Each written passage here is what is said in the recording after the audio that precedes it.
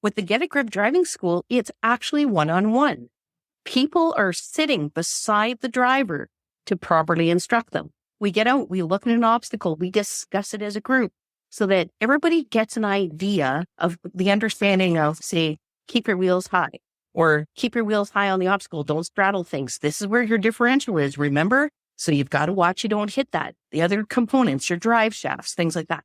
So it's quite good because they really get a good feel of not only, number one, they've got the proper knowledge to make a call on how to go over an obstacle, but they have the confidence of having somebody sitting there right there beside them.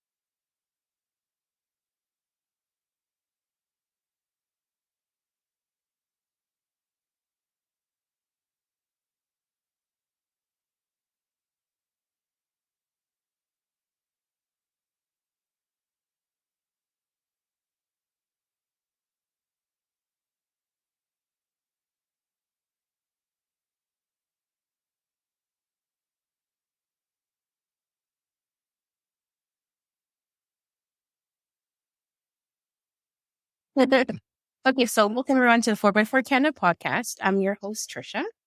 And I'm your other host, Wes. And today we have our guest, Shaun and Cathy.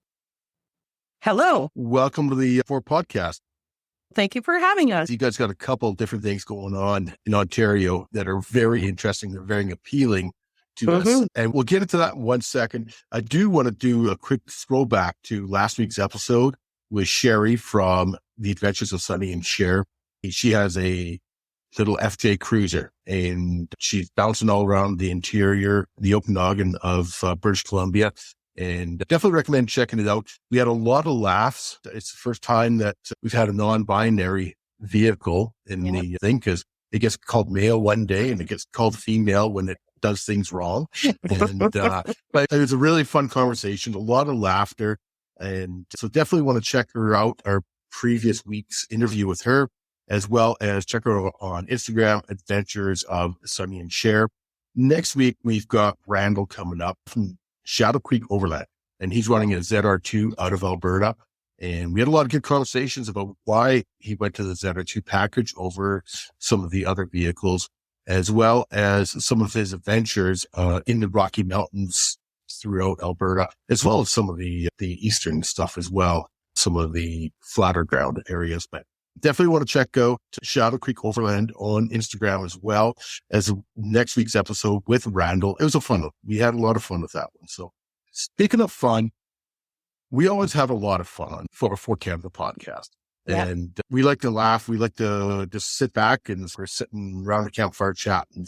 Really looking forward to this conversation. We've already been sitting here for 20 minutes talking before we realized we got to record and start getting going. So we've already had a lot of laughs already tonight. So once again, Shaun and Cathy, welcome to the 4x4 Canada podcast. Thank you very much. Okay, so I'm going to do a little introduction here. So we have Shaun with us today, and he is the founder of Stormtrooper Cruisers, which is a group of volunteer drivers who provide free transportation to doctors and nurses during severe weather, like blizzards, snowstorms, all that stuff. They have drivers from Niagara Falls, Kingston, all over the GTA, up to Barrie and Orillia areas. The group was started back in 2022. And although they're still trying to get the word out there, they are now on call with emergency operations team at the Soldiers Memorial Hospital in Orillia. And you can check them out at www.stormtrooperscruisers.net, or you can also look at them up on Facebook. That's a really awesome one. So thank you. Isn't that awesome? Yeah. Yeah. To the volunteers who do that and their time and their care and your gas money and all that stuff to take healthcare workers to work for essential services. And being a healthcare worker, that's needed. And I've had coworkers who are like, I'm not coming into the snowstorm tomorrow. Expect me to call in sick. I'm like, oh God. Workload overload tomorrow. I think what you'll find though across the board is that in the 4-wheel drive community or in the off-road community is that we're quite kind and giving, and we're always thinking about team. Like all of us, we always think as a team. The big joke is you join an off-road community and you instantly have friends. So that's what the community is really all about. You'll never pass somebody broken down on the side of the road without stopping. It's pretty imperative that we all stick together too, because it can be quite dangerous, right? So it's pretty cool. Yeah. So check them out, www.stormtrooperscruisers.net. Look them up on Facebook and to find some information about them there. Yeah. And we'll get into Get a Grip Driving School. So that's what we're talking about today. So Shaun, who's also our guest today, is also the founder of Get a Grip Driving School.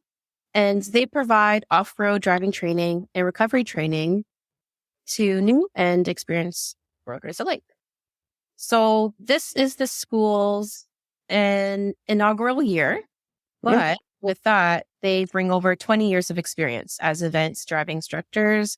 He's provided training not only in defense driving, but also winter driving, technical driving for the police and military. He's also provided coaching to varying race car drivers, which I think is really cool, including top professional racers and young kids in go-karts. He brings a wealth of knowledge, experience, and training advanced techniques, and has a large team of instructors with a wide range of experiences and expertise to teach off-roading and recovery techniques. So really a lot. Yeah. His instructors are not only experienced off-roaders, but also experts in towing and recovery fields. So that brings a huge other advantage too. I think people should notice that collectively they have 150 years of experience. And this is now one of the 2 proper off-road driving schools here in Canada. The other one is in British Columbia. We're also joined with Catherine, who is Shaun's lead in-class instructor with the driving school. So let's start with you guys. Again, thanks for joining us. And firstly, I wanted to give some information out there of how to find you guys. So online, they can find you guys at www.getagripdrivingschool.com, on Instagram at Get a Grip, and that Facebook group as well. You just search Get a Grip Driving School. So you can follow them on social media and get information about classes. And Kev, start with you. Do you want to introduce yourself? What do you do as instructor or as a tech teacher? Start from the beginning. Yeah. Boy, that's such a big loaded question, right? What do I do for a living? I hope to just do this full time at some point, but I was a paramedic, an ambulance attendant for 11 years. And I was actually one of the first female ambulance attendants up in Moosonee. And we actually had a 4-wheel drive ambulance up there. And all through my childhood, that's basically all I did. I was driving 4-wheel drives, mini bikes, motorcycles, all those things. Yeah. So when I moved up there, it was like a nice fit. We were driving across ice roads. We were doing all kinds of really search and rescue. We were doing all kinds of great stuff, helicopters, boats. I got divorced after my marriage. I moved back to Sudbury, which is my hometown, and I couldn't get on the ambulance service here because I didn't speak French. So I decided, okay, so I went back to school and I became a hairdresser. And this year, I'm very proud to announce 25 years in business as a sole proprietor of my own business as a hairdresser. 18 years ago, my brother works for Chrysler and he said to me, why aren't you driving a Jeep? You got to get the kids outside more, whatever. And I couldn't see myself, even though I operated boats and everything my whole life, I couldn't imagine operating a boat with 2 little kids and a dog in the boat by myself in a 2-foot shop, say, having the dock boat, like all this stuff. Logistically, it didn't work out. And then I thought about a quad. You can't fit 2 kids on a quad. You can't, oh my gosh, I'm going to just buy a Jeep. The kids came everywhere with me. I dragged them through every nasty bush trail I could possibly find. And then I met my husband. And my husband had already been off-roading for about 10 years before me.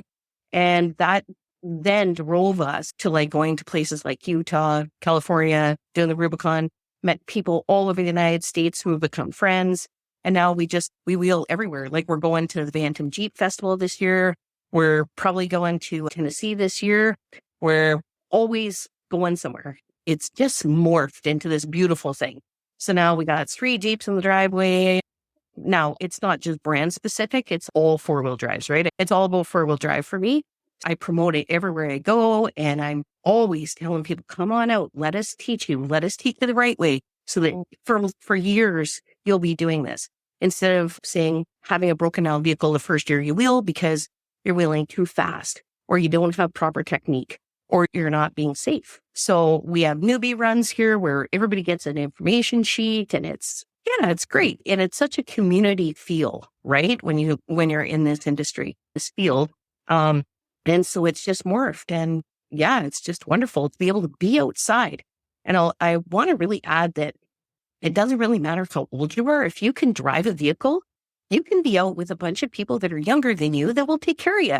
And so you'll still be able to experience the forest and the mountains and do what you guys do out west and hit these forest roads.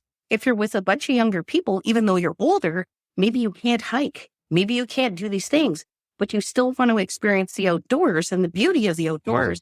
And this is a great way to do it. Sitting there, having a pop, listening to some music. It's a wonderful thing.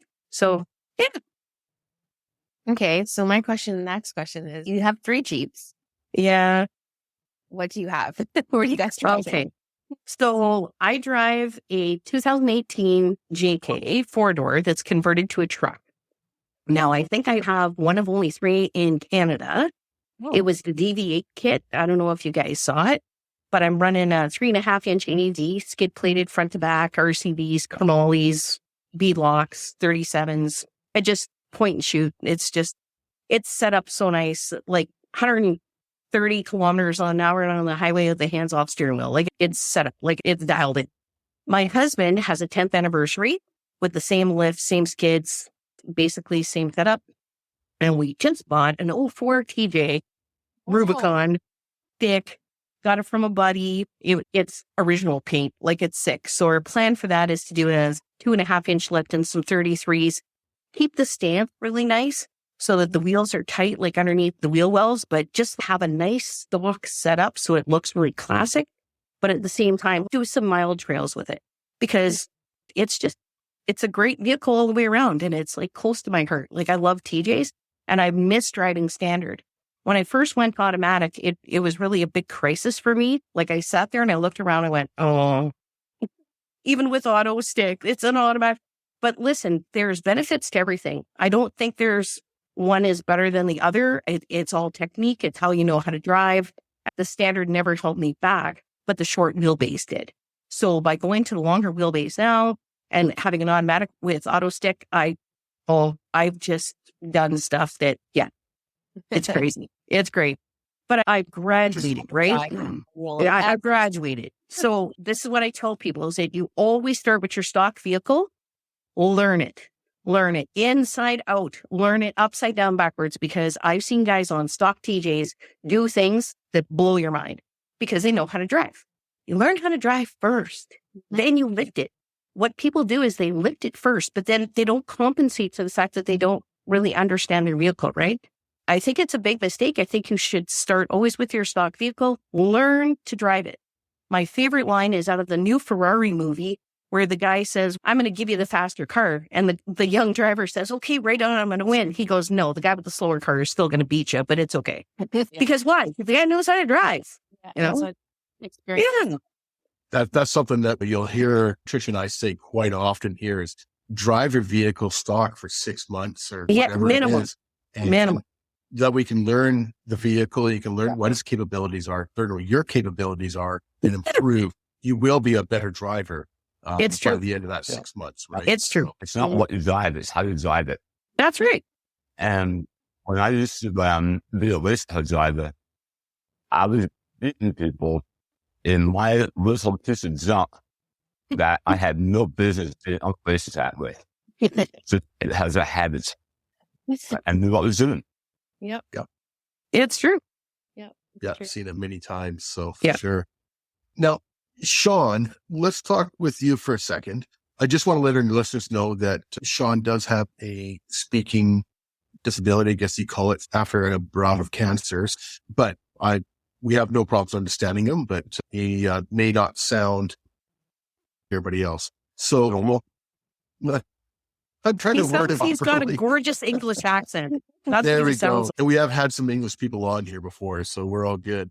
So, Shaun, you've got quite a history. Now, first of all, I want to thank you for taking on the Stormtrooper cruisers. We did breeze over it, but that's a big thing to make sure that all our first frontline workers at these hospitals and that are able to get to the hospitals when we have these big snowstorms. And I want to thank you for taking that on, because that, I'm sure, is no small initiative. And it's one of the things I think you want to follow up with and talk about that Stormtroopers for a second. Yeah. It's been a challenge this sure. It's not really something everyone wants to jump on board with. I'm going to be a taxi driver. Yeah, in really bad weather, when the police and authorities are saying, don't drive unless you have to, the doctors and nurses still have to get to work. They are essential. And if they're not comfortable driving themselves, who's going to do it? Yeah. But if conditions are really bad, then it's nice to be able to say, I know someone who has a lot of blizzard driving experience, and they have a capable vehicle, be a 4x4 or a 4x truck or a Jeep or whatever the case may be, ideally with proper blizzard tires, and it can handle those more extreme conditions. And all of our drivers, almost all of them, are very well equipped with first aid equipment and survival equipment and blankets. Just some reason have someone with them and nurse adopter and things that absolutely out of hand, they're capable of surviving in that vehicle for an extended period of time. So it was important to me also to have people who volunteer into this. I've had a lot of people volunteer, and I had, you're not really the proper fit for this, for whatever reason. So I'm selected about who I allow to join this program versus say, hey, anyone with a heart can do this. So that's not the right way to go. Now, we've only had a few people so far call us up and say, hey, I need advice. And this year, we didn't really have a winter at all. Yeah. What happened? We did not really have a winter here in Ontario. Yeah. So obviously, there was no demand this season. Last season, though, last winter, they did have a few people call us up and say, oh, I need advice. And they had one lady call us up with a few times saying, are you able to put me up this time? What about this time? What about this time? So there's a few instances where one person called us up a few times and they hadn't one available.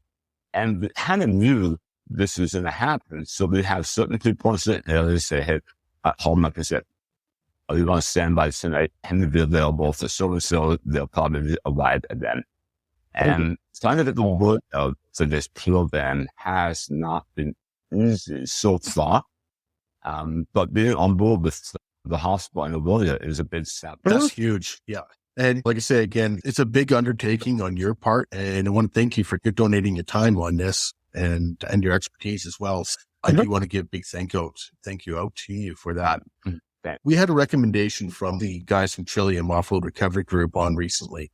And they were actually the ones that recommended you coming on and talking about both the Stormtrooper cruisers as well as the Get a Grip driving school. A shout out to those guys at Trillium. A lot of great people out there. And I know they're working with you guys at the Get a Grip driving school and hopefully getting some of their... Yeah, they have a close relationship with them. Yeah. Yeah. So great group has got people out there. So I want to give a shout out to those people in Ontario that the Trillium Off-Road Recovery Group sign up and also listen to the podcast episode we had about a month ago with them, because a lot of really good information, not only about recovery, but what to do in regards to going to do a recovery and the apps they're using and what is asked in regards to doing coordinates and stuff like that. A great episode. That was a lot of fun with them. Do want to give them a shout out. So let's hop into that Get a Grip driving school, Shaun. Now, what brought this on? Probably, what started this is probably the same reason that you all had similar stations on the trail, and there's someone ahead of you who has equipment that is over this hot. And for some reason, they're getting stuck every 5 minutes. And you're driving something that is really small and able to pop around the same obstacles like a mountain goat. And they're sliding over them and then stuck on them every 6 minutes. So it's frustrating for everyone who's on trail ride to have the entire program, the entire day slowed down because people have the equipment but don't have the ability. And then there's people who have the ability and don't have the equipment, but they're doing really well. Right. And the other side of the coin with that is you have people on the trails who don't know what they're doing. They're the ones that end up sustaining and suffering much more physical damage to the vehicles. And that money racks up fast. All of a sudden, you've got $2 or $3 or $4 or even $10,000 in damage in one season. And that's a bit of a turnoff for anyone.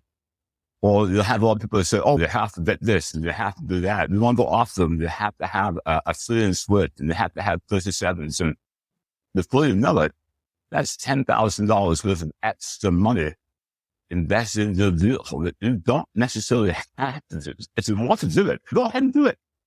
But do you have to go put 37s on with a 3.5-inch split hit? No. To start off, stop.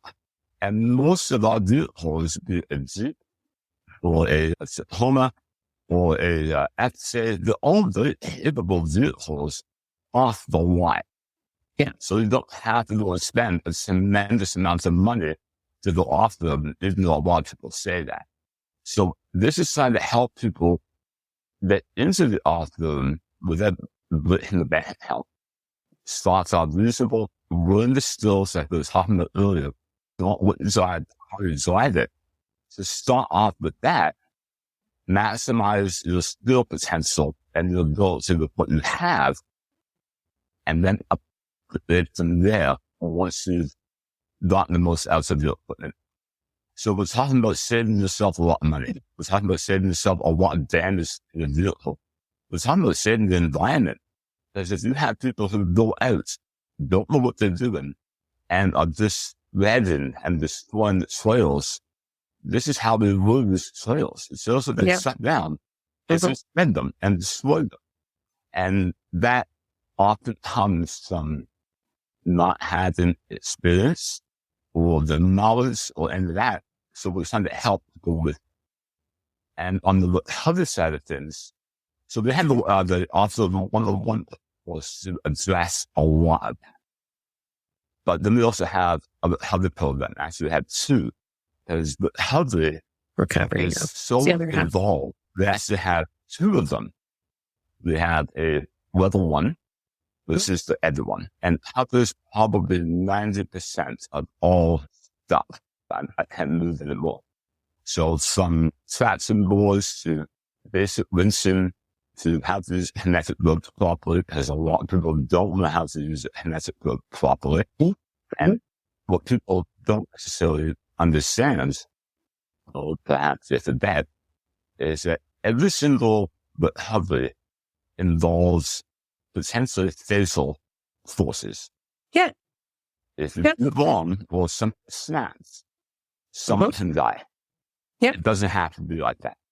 And this constantly see day after day, more videos on YouTube or first-hand accounts of people getting hurt because they didn't attach the right piece of equipment to the right recovery, or they hit the rope with too much energy, or not enough energy, or there's so many variables that I had to split the horse up into two separate horses. The second one is for maybe tow truck drivers or the advanced off-roader master.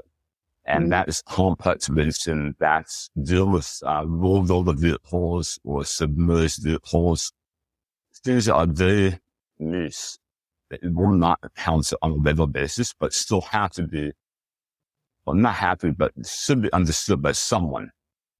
But to the basic or the average user, even someone who's been off them for 10 years, they might not know how to use a method book properly or how to attach a saddle onto the vehicle. Doesn't have a public place because a lot of vehicles don't. Say just that means off them, and you might not have updated the bumpers. So you might not have solid proper public place on your foot floor. Someone needs to know how to attach to that because then stuck is inevitable. It's going to happen eventually. Or they're using substandard equipment to do these recoveries with. So poor quality, and I'm not going to say a name, but online products that represent themselves as doing something, and people not knowing any better are buying something thinking that vehicle, like it's properly represented as being safe or up to snuff, we'll say, for the job, but really not understanding it. And then they run into problems because things snap or break or whatever, or somebody's tragically hurt. And as an ambulance attendant, I'll tell you, And a lot of us it's not pretty. It's not pretty. A lot of us, if it starts off and off them, you don't know what to buy. No. So we've probably all made that mistake. Where you go and buy a rope or you go and buy a saddle and then realize that's not the proper one. Or you'll buy something that's too big. For example, my Jeep it has a certain weight to it. I know how much it weighs. I actually went to a proper weigh scale and weighed my equipment. And I made sure that I have a connected rope size for my vehicle. If I have one that's too big, then it's not a connected rope anymore. It's static. And that's not the proper thing to be using. But a lot of people get hopped up and bigger is better. That's not always the case. Or they're the ones who an online retailer, then they'll drop in names. Yeah. And you'll think you're buying what makes sense. It's logical. It makes sense. And you buy it, and then that one time you don't use it, something bad happens. Or you attach it to the vehicle in such a way where it's probably going to snap. But you don't know that because you've done it before. No one's ever told you what to attach to. And these are the heads of pitfalls that almost every single off-road that falls into. So we're trying to address those head common pitfalls. Yeah. There's a video floating around right now, which I'm sure you other three have seen. A incident about a week or so ago with a gentleman driving a new Ford Bronco. And I watched the episode. Trish and you and I were talking about it, I think Sunday morning. And I did watch a full episode, and it's an hour long, but he went through what he admittedly did wrong. Which was big of him to do, right? Yeah. Very big. So it's hard for us all to admit our mistakes, especially publicly like that. But his whole intent on doing that was to say, I screwed up. Here's how I screwed up, and this is how you should not screw up, kind of idea. Right. And you see the video or you see the pictures, and he's bleeding from the neck, and it could have taken his head off very easily. We all know the same video, and I watched a couple of times over because I wanted to dive into it. Because this is what I do. A lot of people sent me that video and said, "Son, I want your opinion." So I had to watch that a couple of times, and it hit down point by point. And hats off to the man. Like I said, it takes a lot of courage to go out in public, make a custom video just for this, and talk about all the points of failure that could have happened. Now, and then some of the fails was one single point. Although he wasn't sure about that, I knew exactly what that point was, because this is what I do. And I've been in the heavy business for a while. I used to be a tow truck driver myself. So it wasn't hard for me to figure out exactly what the point of failure was. But what he said in that video, there was lots of points where failure could have happened on top of that. So it was a massive learning experience to him. And I probably did a 2-page summary of all the different points that were discussed and what the ultimate failure point was. Because even if you, a person who is actually quite experienced, a very experienced operator, He's done lots of others on his own. I've seen some more of his videos, and it just made a mistake. A very simple one. And then if you don't necessarily know better, you will make those same mistakes also. Then part of our focus and our mandate is to try and avoid those very common mistakes. Yeah. Using the proper strap. Remember, we were talking in our pre-class training about like straps and their ratings and the markings that are on straps. People buy straps and they don't even understand these things. Tree savers. I've asked a guy, oh, can you grab a tree saver? And they bring me this little skinny 2-inch strap. I'm like, what are you doing? I asked for a tree saver. Mine's probably 8 inches wide and it's thick and I got 3 different sizes. I got a big one but you don't know. So I think this is just really imperative for people to take this off-road driving school. Just basically, even for simple things like that, using the proper equipment at the proper time. And if you don't know, don't do it. It's like spotters. If you don't know how to spot, we also have to add in that even if it's hit this horse, to spend 1 day, 2 days, even 3 days with us, you will not be an expert at the end of it. No. There is no way that I or Cathy or anyone else can pass on decades of experience. That's right. In 1 or 2 days. That's not going to happen. No. I had the same problem when I'm coaching in motorsports. I cannot pass on my experiences as a professional race car driver in 1 day. It's not happening. No, it can't. But what it will do, it will arm people with a phenomenal base knowledge. And what's more important than teaching people what to do is it's more important to teach them what not to do. And I think that's one of the big pitfalls that they have to learn to try to avoid. As if I know what not to do, then by default, I'll be better armed when things go wrong. And it will happen.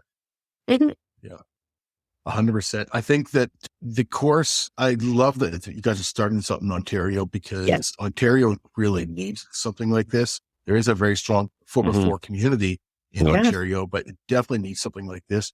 We've had something similar in BC in regards to courses through the Four Drive Association of BC. And I will give, a shout out to them, any of our BC listeners to take that. They have a 2-day course and they have other courses as well, but they've got a 2-day course. One's on driving, second day is on recovery. And it gives you the basics that I've actually been thinking about it myself. And these guys they've all gone down to Arizona and they've done training with some of the big wigs of the training world. But I've been considering taking a course myself because I've been doing this since I was knee high to a grasshopper, but there's still things that I learned. Like I've gone out wheeling with one of the instructors and doing a recovery. He'd say, hey, what about we do this? He'd listen to us all talk about how we're going to do it. And then he'd make a suggestion. We're like, oh, we never thought of that kind of idea. So even an old guy like myself can learn, as well as technology changes in regards to recovery gear. We have seen in the last 5 years, we've seen some huge changes in recovery gear from the synthetic winch lines to the kinetic ropes to the recovery points, etc. And now all that has changed. So you may have been wheeling for 30 years, but you're still pulling on a Princess Auto strap that you've had for 20 years kind of idea, right?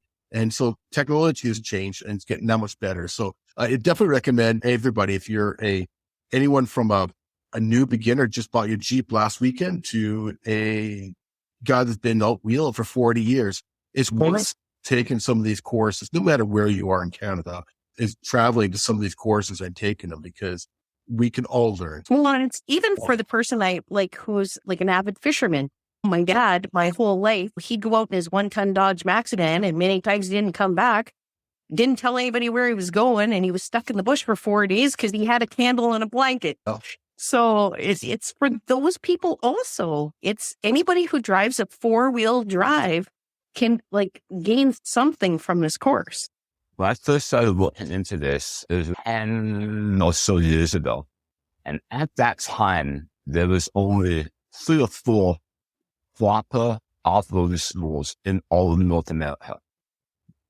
And now there's about 10, but there's still only 2 in Canada, and we're the second one. And the off-road community has been rolling hand over fist year over year for the last 10 to 12 years. So The money. I think there's also that more schools, more programs that become available to people across North America.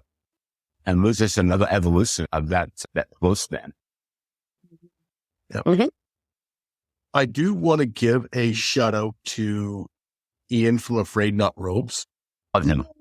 He's a great guy. He's been on the podcast a few times, and he's one of 2 companies in Canada that has recovery gear that's made in Canada. And so Ian is a great guy.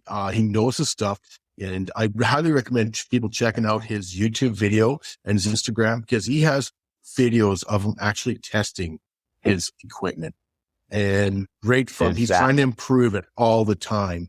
And it's something he wants to improve everything that he does. And I just can't say enough good things about Ian. I do, not that we get a kickback off of this, but our listeners do get a 10% discount at Afraid Not Ropes using the 4x4 Canada 23 code.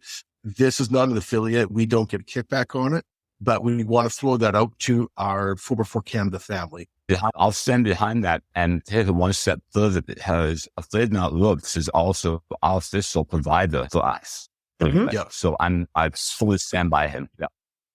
Yeah. He's got some really neat ideas, and he's got some really great product and stand-up guys. So definitely, we all 4 of us highly recommend Ian from Afraid Not Ropes. I wanted to talk about the 2 courses, the difference between the 2. First, our first 100 course is March 7th. And our first off-road course is May 25th. So that one's coming up soon. But on our website, you can also see dates coming up. They have a double header in August, which is off-road and the both days back to back with stayed in rented them in one of the local hotels or whatever. So on our website is a full list of all the upcoming dates. And what would be really cool is if you're planning on attending an event like Campanelle or Trail Fest here in Ontario, is to take the off-road driving course first. You know what I mean? So that you're more adequately prepared. Because a lot of people go to events because, hey, they love Jeeps or they love their off-road vehicle, their Toyota, whatever, and they're going out there not really knowing what to expect. They see that there are trails available, there's meals being provided, and they think, wow, what a great place to meet new people and come out and have fun. And I'll tell you a lot about like the trail guides and the systems that are set up. They're very good at like directing people with their knowledge and the size of their vehicle to the appropriate trail. But they'll still fall short if it's the first time out, because there's nobody really there to teach them. With the Get a Grip driving school, it's actually one-on-one. People are sitting beside the driver to properly instruct them. For example, just seat height and seat back direction is huge when you're off-roading. Being able to touch the pedals appropriately, having the proper steering wheel placement for your hands, just all these things that you don't really think about after you've been off-roading for a long time. If the new person is taught properly, then you carry that on. So your vehicle gets bigger and bigger and you have more finesse. Everything is just better all the way around. So I'd like to see where people are looking at attending these events and then come and do the Get a Grip driving school first so that they feel really confident. So when they get out there, at least they have a nice basis that they can build on. Where is the courses held? That kind of depends on which course it is. So they have the benefit of flexibility. They had an arrangement with the Ninja and off-road part. So all the other courses were done there. They had a nice little spot tucked away in the corner, which is just for us, which is excellent. So our other programs are all done at the Ninja and off-road part. And the owners of that facility are top notch. I love those two. Yes. Actual off-road courses or the new trails for those that are user friendly. And that means level 2 or 2 plus. And the mid and off-road part isn't quite suitable for a brand new driver or a stock vehicle. and everyone's sitting in their head. They know that's not Yeah, suitable for yeah. them. Yeah, I So love we that. have to fit they have to take into different areas. We have more suitable sales to start what the need is, and the most of the time it'll be built in mind. So looking at level two parts. So we're still looking at Southern Ontario and the Bob Hills area and areas like that. Okay. And then what is the typical day of classes? How does that look like? I know Kathy, you touched upon the instructors do get into the vehicle with you and whatnot, but give us idea of what the days of the off-roading course looks like, and then the day of the recovery course what that would look like. So I'll speak to the driving school portion, and then Shaun can speak to me with the recovery part. But typically it's your in-class portion is first. It starts approximately 8 a.m. And then after the in-class, which talks about things like lockers, differentials, basic four-wheel drive operation, difference between four-wheel drive and all-wheel drive, how to traverse a hill, how to descend a hill, like how to not turn across the hill, how just basic what not to do. Okay. And then we touch a little bit on absolutely everything about seatbelt use, making sure that your kids and your dogs are both on short leashes, like things like that, because it's all about safety, right? Always about safety first. The type of shoes, the type of clothing you should be wearing, what you should be prepared for, what you should carry in your vehicle with you, right? And it's not brand specific. It's all four-wheel drives. We should all have a toolkit. We should all carry medication, things like that. So we talk about that in depth, and like any questions then are fielded there as quickly as possible, because we want to get out on the trail. We want to have this really great experience for people so that they're excited at the end of the day going, wow, I feel like this is just fantastic. I feel confident. I don't feel scared. I'm because a lot of people are terrified. You get them out the first time. We do typical trail rides here, and we'll have people at the end of the day are white as a sheet. Breathe, man, breathe. So when you've got an instructor that goes out with you and sits with you side by side, breathe, relax. Okay, let's get out. Let's take a walk. We get out. We look at an obstacle. We discuss it as a group so that everybody gets an idea of the understanding of, say, keep your wheels high. Or keep your wheels high on the obstacle. Don't straddle things. This is where your differential is, remember? So you've got to watch you don't hit that. The other components, your drive shafts, things like that. So it's quite good because they really get a good feel of not only, number one, they've got the proper knowledge to like make a call on how to go over an obstacle, but they have the confidence of having somebody sitting there right there beside them. Because oftentimes when you go out, you get a vehicle, who knows more than you? You're the new guy that just bought a vehicle. You're going out. You don't know anything. And then you can't bring a friend because your friend doesn't know anything either. You're like, boo. So this gives you an opportunity of like actually sitting beside a driver or an instructor who can properly guide you over things, help you breathe, help you relax, and pick up good habits. And then the end of the day is the end of the day. We have a tail gunner. We have a person in the front, and then everybody's in between. So we take really good care of people. Like it's all about taking care of people, making sure the experience is great, and that everybody feels like they walked away going, wow, I feel a lot better. And then the recovery portion, Shaun can talk about that. So yeah, the heavy programs are a similar format, and then they start off with an in-class component where they talk about equipment, they talk about heavy points, how to talk about what to use and what not to use, the different types of scenarios. And then once the class and stuff, we'll have a one split. The same with the also class, we'll have a bit for once. And then we'll actually head up and do practical exercises for habits. So with the habit program, we'll actually have you use facts and boards so you know what they are and are not ideal for. So some situations, a tat symbol is not the best choice. It's just what with it work, or how to use it suited, or what saddles to use and when, how to use the winch in a simple format has winches and the very complicated, and also the dangerous. So we'll do entry level winching, and we'll have different exercises that we'll be rotating people through. And that is something we're signing off on you. So if you take that program, you will get a certificate at the end of the day saying, you've done this, you know what you're doing in the certain passages. So with our instructors, we have a tremendous amount of experience in the touring, heavy wheels. I'm an instructor with that. I've got a background in touring and heavy, but one of the other instructors who the head back to that one, he's got decades of experience in heavy lifting, even helping locomotives and planes. Cranes. Can you believe that? Yeah. That's awesome. So he helps out with that. And we're actually raising you. So if you're not up to snuff, we're not going to sign off on you. And we'll say, you need to have more practice or more training on a certain aspect of that curriculum. And once you sign off on it, this is something you can take to the boss and say, I've done this. And that's what a lot of the programs are trying to help people with also, is that in the workforce, there is also a growing demand for offloading in the workforce, maybe in the forestry or fishing or hydro or mining. Right? So you can take this certificate and say to the boss, hey, I've done this. Now I can do the other types of jobs. But again, I think you'll agree, Shaun, like you could teach for a week on just recoveries alone.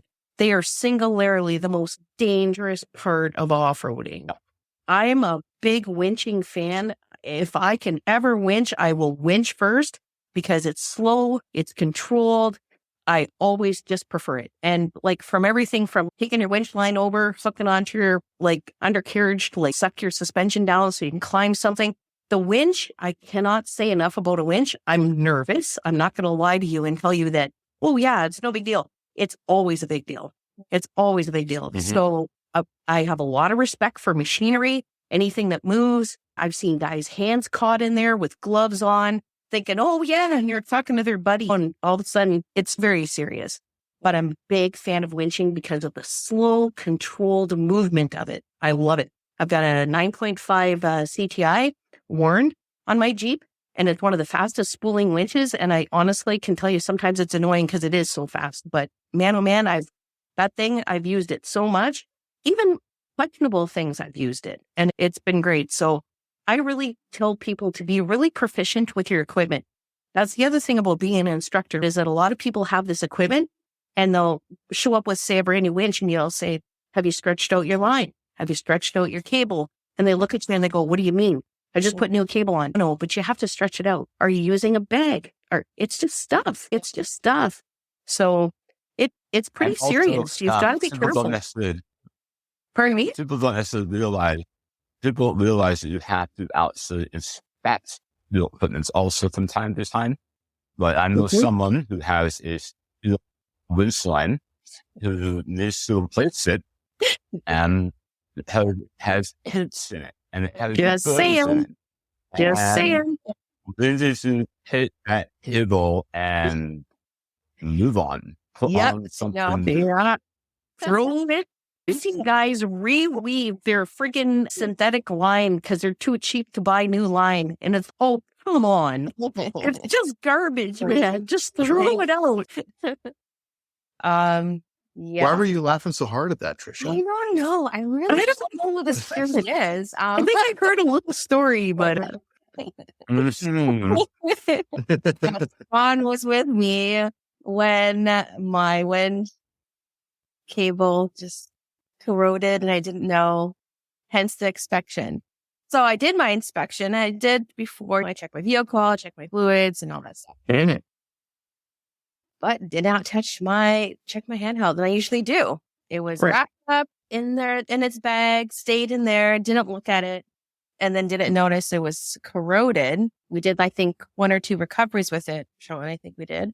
And then by the third time I looked, I'm like, oh no, it's donezo. Did the pins in the connector get broken? Is that what it was? Or Yeah. I carry two of the remotes, and I carry my little electric remote. So I always have a spare because I have one that's thermometric, like it's got a thermometer built into it. So it reads like if your winch is overheating or whatever. Then I have a regular one, and then I have my little remote because I like to winch and drive at the same time. Like I enjoy that. I love the wireless remote for that, because otherwise you're always wrapping around the rearview mirror and then it's hanging in the vehicle. And if it's raining out, you can't roll up your window. Do you guys also in your courses discuss spotting? Yes. Spotting is something that's very important. I find there's a lot of people that don't do it correctly. Right. So maybe you can elaborate a bit on that. There is. One thing about spotting is it's not something that you learn in one day either. No. So the more you spend on the trail, the more experience and you develop a knack for it. Yeah. I've been with some people who have been off-roading for a long time, but I don't want them spotting to me. Exactly. They suck. Right. So in that course, one of the things that we do when it comes to an obstacle, have they said, well, walk around, look at the problem, we'll talk about the problem and how we're going to tackle it. Yeah. And then how to hit the line. So the driver knows what they're going to do, and then they'll have the assessor beside them. And then on the problem itself, we'll have a sponsor, and everyone else will be nearby watching what that sponsor is doing, how they're communicating, what hand signals they're using, and how they're communicating with that driver to make sure that things go properly. So spotting, like I said, is a massively important component. And yes, we talk about that a lot. And on that note, I have to interject because I'm a tad bit dyslexic. And just every once in a while, like when I'm in a roundabout, sometimes I got to think about it. And when I've been off-roading, obviously I trust my husband, but people have said driver or left or right and not use the hand signal. And I'm like I got to think about it. And so my husband will giggle because he's, oh my gosh, here we go. But we have a guy that we wheel with and he's got a 1992 or 93 Toyota Land Cruiser, but it's right-hand drive. So if you're saying driver, passenger, like we've been out at events and people are like driver, and I'm looking at the guy guiding and I'm like, are you looking at the vehicle actually? Do you even realize that this is a right-hand drive? They're going to send the dude into a ditch. He's, and I said, point the direction in which you will like the wheels to turn, because wow, that's hard. Like when you're thinking, you're trying to do anything, it's a hot day, maybe your air conditioning broke, you're sitting there, the sweats, you're hacking on a dirt because you're nervous, and some guy's going, driver, and they're yelling at you. It's hand signals, calm, quiet, and only one guy. You don't need 5 guys yelling at you. I've been in some instances though, and I think when I've been guiding as well, where because I'm short, I'm small, right? So they're up and they're like, Trisha, I can't see your arms. Okay, can't see me. I know. And sometimes they can't. So I'm like, okay, just listen, put the windows all down. Listen to my voice if you can't see my hands. Exactly. I'm here, but yeah. You have to use both. Right? Yeah, you do. So in Trisha's case, the house is short, people can't see her. And in my case, people can't hear me. So I have to use hand signals. So I have to make sure that they can see my hands, because I don't want to yell, and I probably can't when it's necessary. So I'll use different hand signals, and I'll punctuate the importance of something with how I use my hands. So I always make sure that people can see me, but it's also important that when there's a problem, a big obstacle, make sure the windows are down, turn down the radio, and make sure that people can hear each other. right. So if I do have to start yelling at you to stop whatever it is that you're doing in that moment. I think Trisha just needs a set of those foam fingers that you get at the games. One of those big things at bowl games like this, and she can just do that. It's 5 feet high. Yeah. And I sound terrible when I yell. I have to edit half the Jeep video that we have. I'm so embarrassed. I have the most terrible voice. It's like this high-pitched, like just earth-shattering voice. I just hate it. But I'm excited. I'm just happy for people when they do stuff, and it's really cool. And I'm just like, yeah. Yeah, it's very fulfilling. It is. It's a great thing. It really is. And even simple things like communicating when you're going to be coming down off the rock or off the obstacle. And there's so many things that a lot of people don't do that can really help, especially a new person. That's true. That's about building their confidence, right? And this is the thing. But we've had an experience just past October where the guy didn't have a sway bars disconnected, or he didn't have sway bar disconnects and he didn't want to disconnect. So I said, okay, you're going to have to take totally different lines than everybody else because you're going to be off camber. You're going to have some situations. The guy's, yeah. So I've got the video and the guy's back tire, he's up on a rock, but his other back tire is probably easily 5 feet off the ground on the other side, right? And you can tell he's starting to stab the brakes too much, right? And it's getting so dicey. And you try to tell people, okay, your back tire's off the ground. And the guy's like, what? I said, the back tire's off the ground, dude. You're 5 feet and you're snapping pictures because at the bottom of the hill, you actually show him and say, hey, this is what your Jeep looked like. And he had no clue, right? Because you're not aware of like how these different feelings feel. Like if you tell somebody, okay, now your front tire is going to come down off this rock and you've got about a 2-foot drop, you're going to ease into it slow. Then he starts to get the feel of that. So he knows how his vehicle feels when there's potential for a rollover or potential to get a little light in the rear, right? So it's really imperative to tell people these things so that they understand. Feel your vehicle. It's like driving like a fine race car or it's drinking a fine wine. You feel it. And being an avid driver, as Shaun will probably agree with, but that's the key to being able to operate your vehicle properly, right? Is that you can feel it. It's like going from a TJ manual to a JK manual when you can't even hear the motor and it's all drive-by-wire and you're stalling the first time and you're thinking, I've never stalled a vehicle in my life. You can't even hear it. You got to feel it. The whole thing is all about feel. So with off-roading, it's the same thing. If I can add to that. Yeah. If I can add to that, driving is all about communication. So you tell the vehicle what to do, yes, and it will do it. Whether or not it's the proper thing, that's on you. Yeah. But it's a two-way street. So the vehicle will talk to you. It will tell you what it's doing. Yeah. And it will also communicate how much more it has left.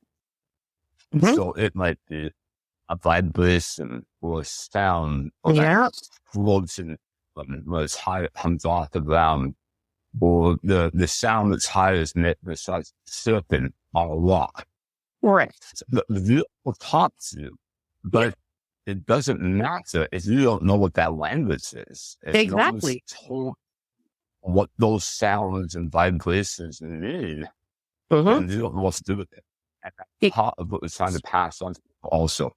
I'm going to add turn off your radio so you can hear things. Yes, I was just about to say, I'm going to add to that. And I know it knows you need to hear what's going on. Yes.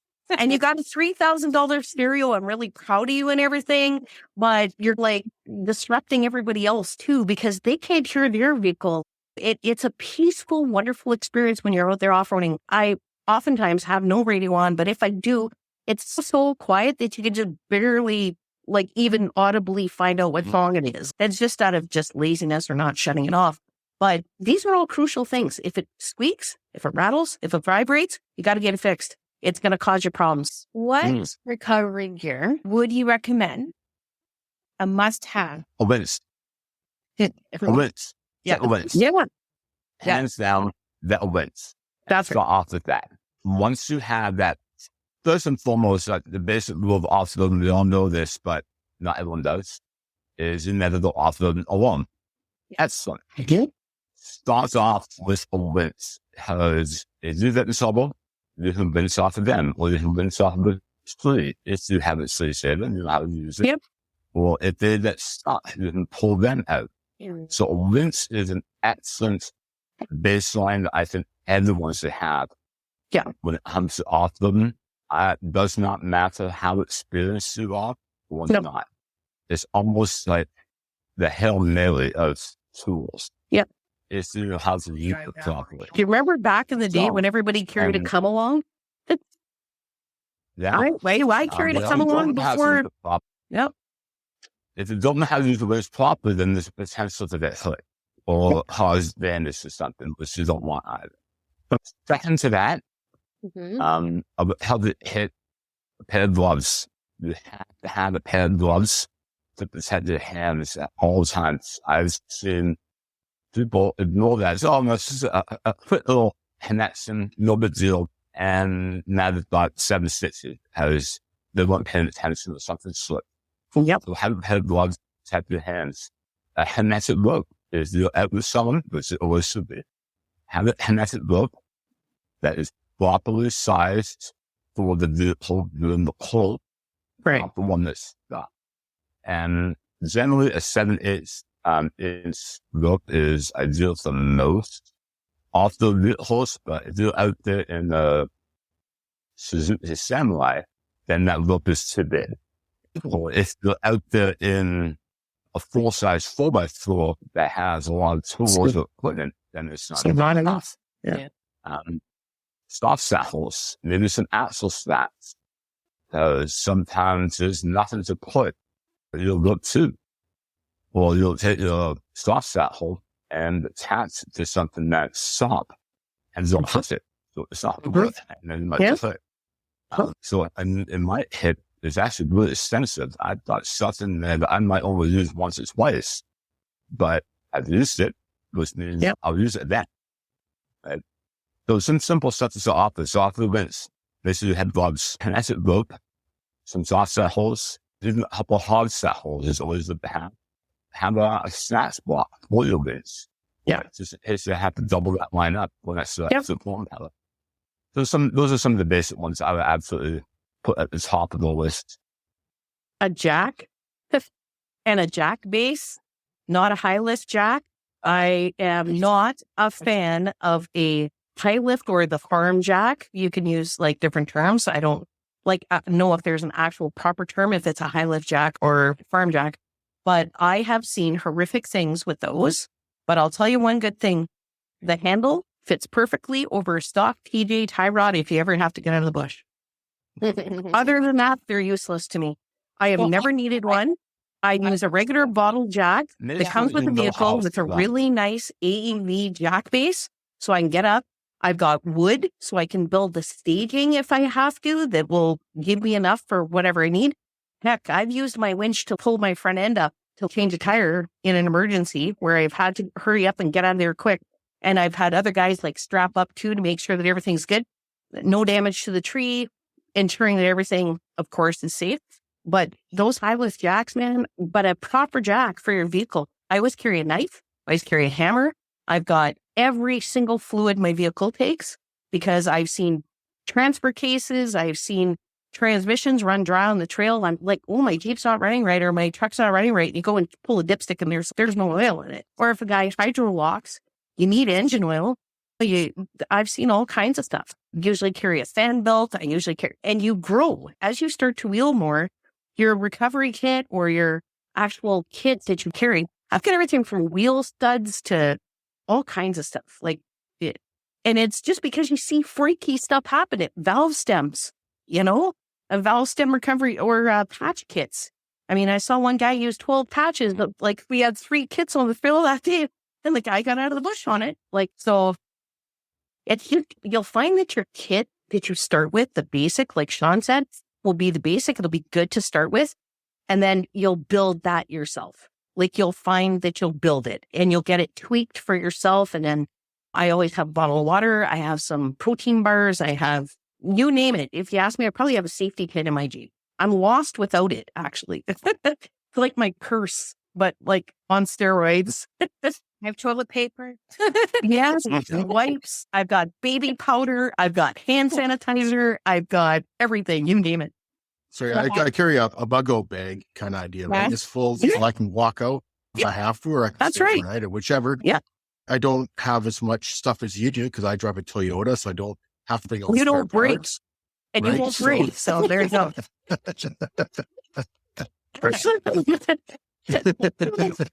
He's good, guys. He's good. Yeah. But you're right. I have everything in there. I have a dry bag. I've got the emergency blankets. I've got candles. I always told people, pack as if you're going to break down and spend 2 days in the bush. If you always have that in the back of your mind, hats, clothes, change of clothes, dry socks. When I wheel, it's 40 degrees outside in the summertime and I'm still wearing wool socks. There's something to be said for a pair of wool socks. Just keeping you dry, keeping it cool, just dressing appropriately.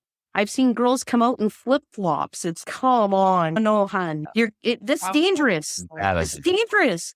Low-cut shirts, little mini skirts. It's like, where are you going? There's bugs out here. Bring lots of bug dope. You're gonna get bit. It's Northern Ontario. We have a trail here. We call it Little Vietnam.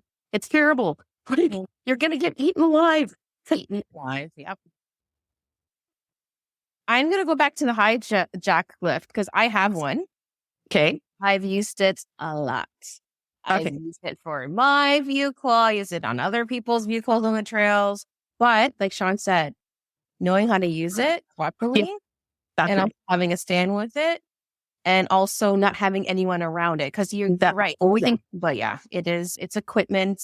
I don't recommend. A lot of people do get it. I think it comes with experience using it, honestly. Right. But I do have one. I have it. How do you feel? Okay, question for you, Trish. How do you feel about them mounted on your hood? So I don't know. No, I don't. I just got Final Destination, like the movie Final Destinations, where it's like all like this series of events of accidents that happen. It's like tragic. That's what I see. I see exactly. Through the windshield. Right. Me. It's not cool. It's not cool to do that. No. Not only it's exposed to the elements, it gets rusty. It's destroyed. Like half the guys pull them out of the brackets are rusty. They can't even get them off the hood. It turns into projectile. I was an ambulance attendant for 11 years. You should see the stuff I've seen. Like 2x4s going through people's windows because they thought it was cool to have a 2x4 from Home Depot to home. It's just everything in the back of your vehicle has to be secured. Everything. Yeah. You've got to be thinking, what's going through the windshield or what's happening if I roll this thing tonight or tomorrow or right now? And I don't think people even my purse is jammed in a spot that can't move. And it's attached to a great big eye hook to the back of my seat rest, like my headrest. Yeah. Because my purse probably weighs 25 pounds. It's going to kill somebody. But let's be honest. I keep everything in the trunk, and Jeeps don't really have a trunk. It still could fly out, but I do try to secure and strap everything down, like you said. Yep. Have everything inside empty. Shaun, I know we did this earlier, but do you want to give any other volunteers or any kind of sponsors you want to give a shout out to? We did mention that for Ontario, a really important resource for us is that Solid also have the organization. They're not for profit. They have now over 25,000 members. And they're an awesome group to work with. And we do have a heads affiliation with them. We work with them hand in hand. We also have, we mentioned already, Afraid Not Ropes. Ian is an awesome guy. We now have a partnership also with Flight 467. So the incident guy, Heaven, that owns that, and they provide a different type of stats and rules. Mm-hmm. This is a single solid plant that actually folds up. So it allows you to have the ability to follow the terrain. Right? So that's the working with them now. I'm quite happy with that. So those are the ones that are at the top of my head. Okay. Yeah, we did an interview with Strikes 467 a little bit over a year ago. And those recovery boards, those foldable recovery boards, I think are a great idea. And how they follow the contour of the land. I've got recovery boards, and you spend half your time trying to dig a spot so you can actually get them under. And it's just quite a pain in the butt. So they are on my list to purchase as well, too. But yeah, Strikes 467, they've got some other neat products as well, too. So definitely an interesting company. How about the people who are eligible to take the off-road driving course? Everyone. If you have a valid driver's license and a 4x4, it doesn't have to be built up one. The whole point of this program is since you have to do something that isn't built up. That's right. So if you have a 4x4, bring it out. If you have a valid driver's license, that's all you need. All I ask is that you have insurance, and that's about it. Yeah, and if you're under the age of 18, you need your parents' consent. Yeah, they do have to sign the waiver form for you. Yeah. So if you're under 18, then take the course with your parent and do it together. a nice bonding experience to the father and son, father and daughter, whatever the case may be, mother and son, you get the idea. At the minimum, they do have to be present at sign up that morning to sign that way for them. And that's about it. So yeah, everyone can take this course, and I think everyone should, but I'm a little biased. All right. And our last question we ask every guest is, what Canadian would we like to hear on the 4x4 Canada podcast? Is there anyone in mind that you guys know of? Or So you just randomly pick anybody? Because yeah, you can randomly just say any Canadian. I think we should get Rick Mercer on the show. He rode in a 4x4 with the premier of Nova Scotia, and he had a blast. I think we need him on the show. Okay, writing down. He's going on tour now with Jan Arden now. I heard. Yeah, that would be a really interesting combination. Yeah, and then maybe we could get him out to take the off-road driving school. Yep. And get him out there to teach him how to actually drive. Yeah, when him and Jan Arden are traveling across Canada, like, you have to get them to stop in, and the combination of those two would be an experience. It would be like a comedy act, I'm telling you. It would be great. So Jan Arden and Rick Mercer, if you're listening to this podcast, we want you. So once again, we're talking to Shaun and Cathy from the Get a Grip driving school in Ontario. And our listeners can reach out on Instagram and Facebook as well, right? Do you guys have a website? I missed that.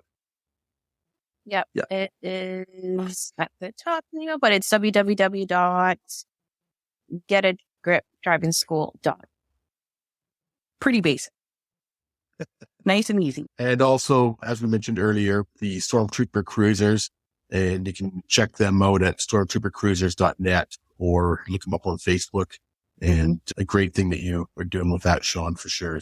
But it's definitely been a pleasure talking to you guys, both about Stormtroopers and the Get a Grip driving school. We can talk four-wheeling all day long and into the night. And but it's been a blast for sure. So really appreciate what you guys are doing out there. And again, highly recommend if anybody is looking, or anybody in Ontario should be taking this course, because whether you're a newbie or whether you're an old man like me, we can all learn, right? Yeah. Well, you can fly in from other provinces also. That's right. Yes. Yes. That's true too. Thanks for joining us today, guys. I really appreciate it. I know it's late over there, but I really appreciate you guys taking your time out of your evening to sit with us. I loved it. Thank you very much. This has been a dream of mine for a long time to turn my passion into a job.